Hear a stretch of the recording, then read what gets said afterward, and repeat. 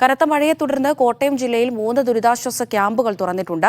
പെരുമ്പായിക്കാട്, വിജയപുരം എന്നിവിടങ്ങളിലായാണ് ക്യാമ്പുകൾ തുറന്നിരിക്കുന്നത്. വെള്ളപ്പൊക്ക ഭീഷണിയുള്ള മേഖലകളിൽ നിന്ന് കൂടുതൽ കുടുംബങ്ങളെ മാറ്റിപ്പാർപ്പിച്ചു തുടങ്ങിയിട്ടുണ്ട് എന്നാണ് മനസ്സിലാക്കുന്നത്.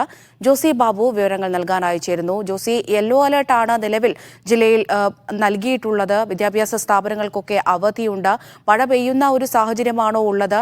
ഇപ്പോൾ കൂടുതൽ കുടുംബങ്ങളെ ദുരിതാശ്വാസ ക്യാമ്പുകളിലേക്ക് മാറ്റേണ്ട അവസ്ഥയുണ്ടോ? അമൃത, കോട്ടയം ജില്ലയിൽ ഇപ്പോൾ തെളിഞ്ഞ കാലാവസ്ഥയാണ്. പക്ഷെ കഴിഞ്ഞ രാത്രിയിൽ കഴിഞ്ഞ ദിവസങ്ങളിലുമൊക്കെയും ഇടവിട്ട് ശക്തമായ മഴ പെയ്തിരുന്നു. പ്രത്യേകിച്ച് കിഴക്കൻ മലയോര മേഖലയിലേക്കും ശക്തമായ മഴ പെയ്തിരുന്നു.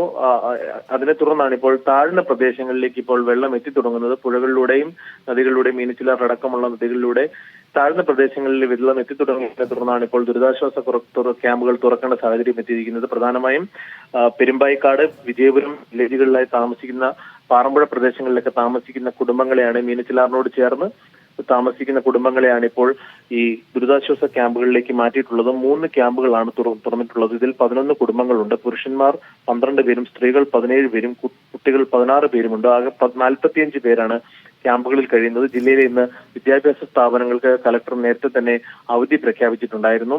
ഇന്നലെ തന്നെ ഖനന പ്രവർത്തനങ്ങൾക്ക് ജില്ലാ ഭരണകൂടം നിയന്ത്രണം ഏർപ്പെടുത്തിയിട്ടുണ്ട്. പ്രത്യേകിച്ച് മലയോര മേഖലയിലേക്കുള്ള വിനോദസഞ്ചാര കേന്ദ്രങ്ങളെല്ലാം ഒരു അനിശ്ചിതകാലത്തേക്ക് അടച്ചിട്ടിരിക്കുകയാണ്. പ്രത്യേകിച്ച് മാർമല അരുവി, ഇല്ലിക്കൽ കല്ല്, ഇലവിഴ, പൂഞ്ചിറ തുടങ്ങിയ വിനോദസഞ്ചാര കേന്ദ്രങ്ങളിലേക്ക് സഞ്ചാരികൾക്ക് പ്രവേശനം ഉണ്ടാവുന്നതല്ല.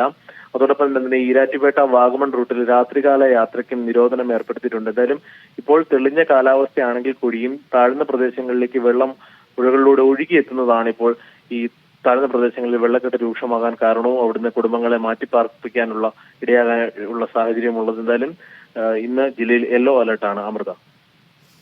ശരി.